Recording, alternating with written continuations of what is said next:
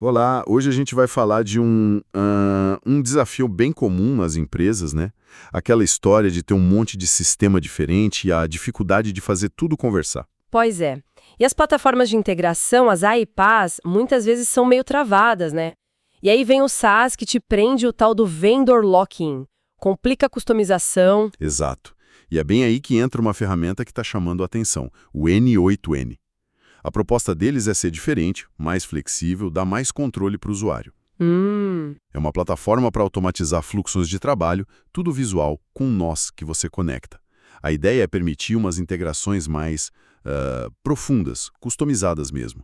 Coisa que às vezes falta, né? certo. E é isso que a gente vai explorar hoje, né? Mergulhar nas fontes que a gente levantou sobre o N8N, vamos falar da origem, do modelo de licença deles, que é bem particular, Sim. da arquitetura, como eles se encaixam no mercado e, claro, o ponto da IA, que está super em alta. E também como implementar isso na prática, com os exemplos corporativos. Perfeito. Então, nossa missão aqui é entender por que o N8N pode ser estratégico para a automação nas empresas, principalmente agora com a inteligência artificial batendo na porta. Bom, vamos lá. Vamos. A história começa, assim, em 2019. O fundador é o Jan Oberhauser, lá em Berlim. Hoje já são os 80 funcionários, parece. E desde o início, a ideia era ser global, mirar mercados como os Estados Unidos. Sim, e um ponto que chama atenção logo de cara é o licenciamento. Eles usam um negócio chamado Fair Code. Formalizaram isso numa licença, a SU, de 2022. Fair Code. O que é isso exatamente? Mas e aqui está o pulo do gato em relação ao open source da OSIM. Ele tem restrições comerciais definidas por eles. Ah, entendi. Não é totalmente livre para qualquer uso comercial, então. Exato. Essa licença SUL veio para clarear as coisas, depois de uns modelos anteriores que geraram dúvida. A ideia é permitir bastante coisa, mas proteger o negócio deles, né? Certo. Por exemplo, você não pode pegar o N8N, colocar sua marca e vender como se fosse seu, o tal do white label. Ou hospedar e cobrar pelo acesso à plataforma em si. Aí o valor viria todo do N8N, entende? Para isso, precisa da licença Enterprise. Entendi. Mas e para o uso interno da empresa? O que pode? Ah, para uso interno? Tranquilo. As fontes mostram que pode usar à vontade para automatizar seus processos, tipo sincronizar dados do CRM com banco de dados interno, essas coisas. E criar integrações próprias. Sim, criar nós customizados para conectar com ferramentas internas, sistemas legados. E um ponto importante, pode oferecer consultoria, construir workflows para clientes, dar suporte usando o N8N. Isso é interessante para consultorias, então. Com certeza. E a estratégia por trás desse Fair Code, o que ela sinaliza, é uma tentativa de resolver aquele problema clássico, como ganhar dinheiro com um projeto de infraestrutura open source competindo com gigantes da nuvem. Faz sentido. Para quem está avaliando a ferramenta, isso mostra que tem um caminho para a receita via Enterprise, via cloud deles, o que teoricamente dá mais segurança de que o projeto não vai morrer, sabe? Mitiga aquele risco do abandono que assusta no mundo open source. É buscar um equilíbrio, né? Abertura com sustentabilidade. Bem pensado. Tá saindo da licença e indo para a ferramenta em si. Como ela funciona na prática? A base são os workflows, né? Começa com um gatilho, pode ser um evento, hora marcada ou uma chamada de API. Isso. E aí vai seguindo uma sequência de nós conectados visualmente. Cada nó faz uma coisinha. Exatamente. Um nó lê um arquivo, outro filtra dados, outro manda um e-mail e assim por diante. E aqui tem um ponto que as fontes batem muito na tecla. A extensibilidade. Sim. Tem lá mais de 300 nós prontos, o que já é bastante.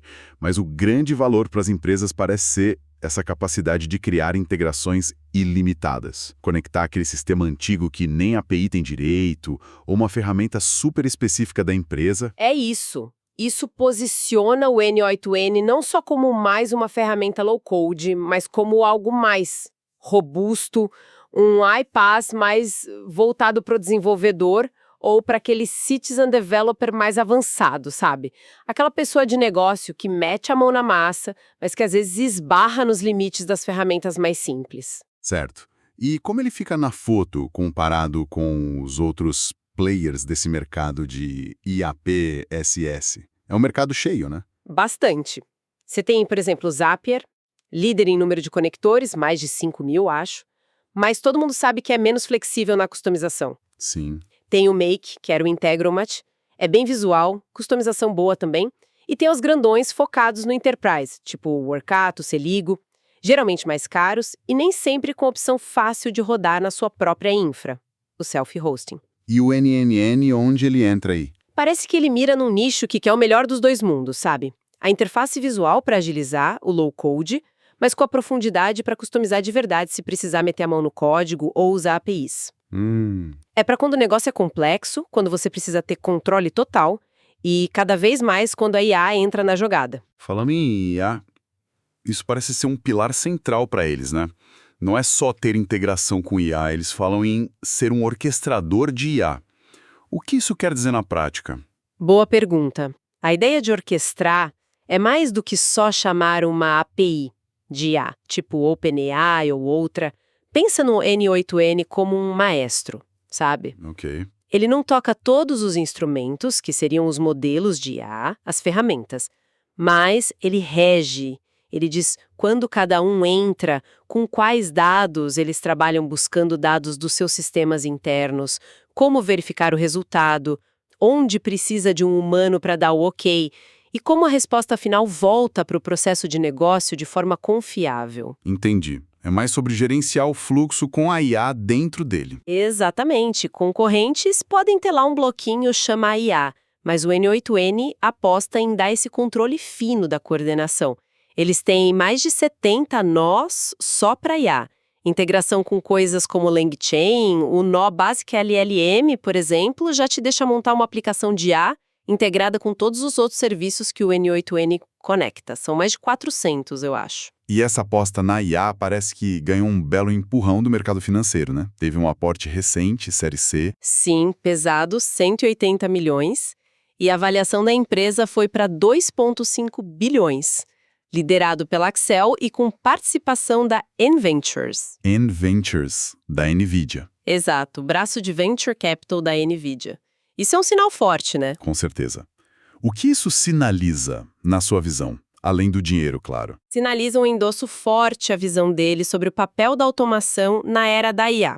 A tese que esse investimento valida é: o desafio agora não é só criar IA mais potente, é como colocar essa IA para trabalhar de forma segura, confiável, nos processos que já existem na empresa. Porque a IA sozinha pode ser meio Eu sou Diego caótica. Guimarães. Exato. Espero As que fontes você use descrevem a IA bem esse para dilema. vender muito mais. De um lado, você Até tem o a próximo autonomia episódio. pura. Deixa a IA decidir tudo, pode ser inovador, mas para áreas críticas, finanças, suporte regulado, é arriscado e imprevisível. certo. Do outro lado, as regras puras. Tudo amarradinho, passo a passo definido.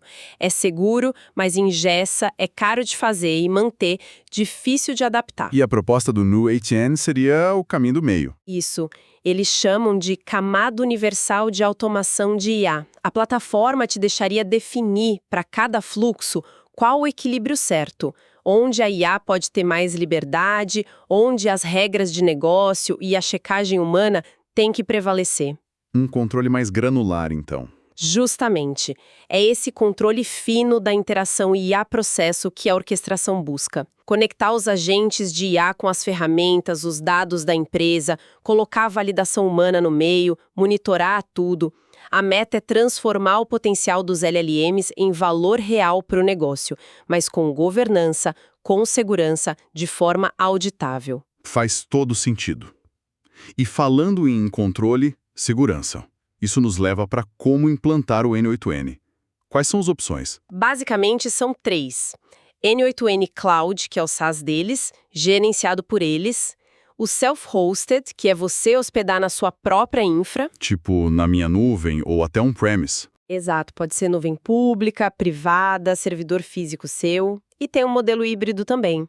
Mas para muita empresa grande ou com regulação forte, o Self-Hosted acaba sendo mais estratégico. Por quê? Quais as vantagens de rodar por conta própria? Olha, primeiro, controle total e conformidade. Você decide onde os dados ficam, onde são processados. Isso é chave para GDPR, LGPD, qualquer lei de soberania de dados. E você não fica refém dos limites de execução que o provedor SaaS pode impor. Ah, sim, os limites de tarefas por mês, essas coisas. Isso. Segundo, custo-benefício quando você escala. No self-hosted, não tem limite artificial de quantas vezes seus workflows rodam. Se você tem muito volume ou picos de uso, rodar num servidor seu, tipo um VPS na nuvem, pode sair bem mais barato do que pagar por execução no modelo SaaS.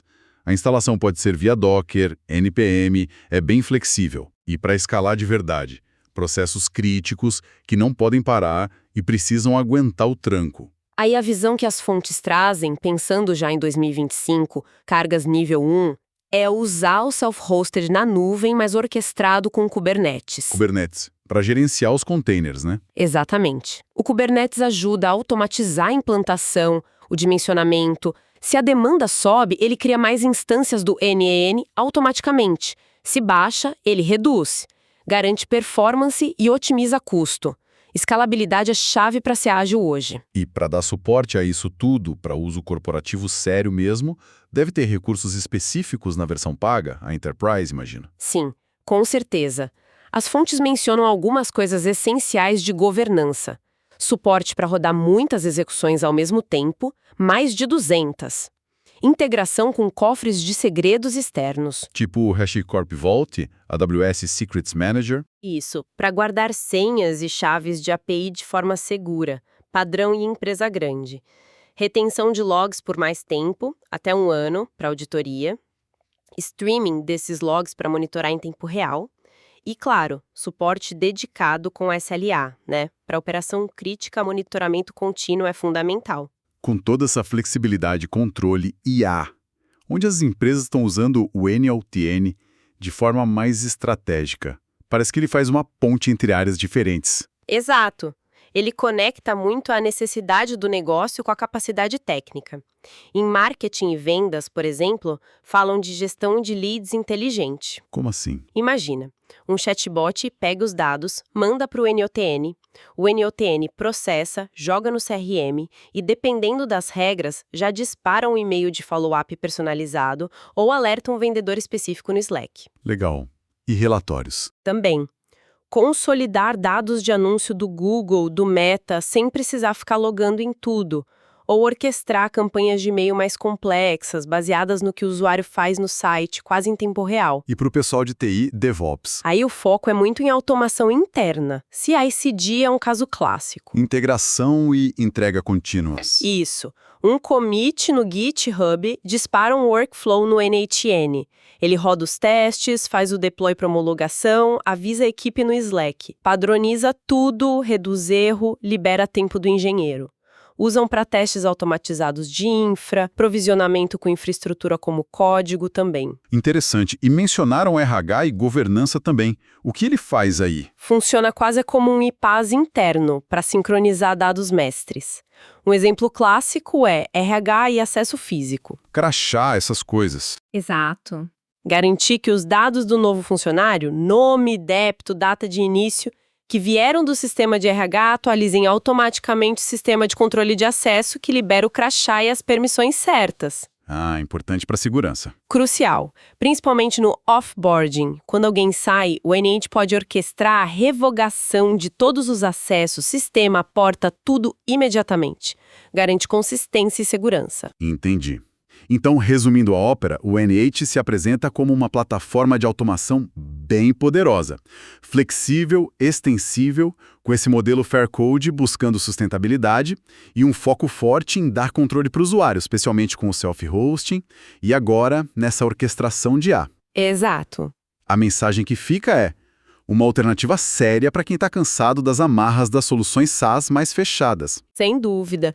E para quem está pensando em adotar, as fontes dão umas dicas, né? Boas práticas. Manter infraestrutura estável, se for self-hosted, óbvio, mas fundamental. Documentar bem os workflows que você cria. Essencial para não virar um caos depois. Com certeza. E usar a comunidade, que parece ser bem ativa, e os repositórios de templates prontos, tipo o Awesome NAN Templates, pode acelerar muito o começo. Boa dica.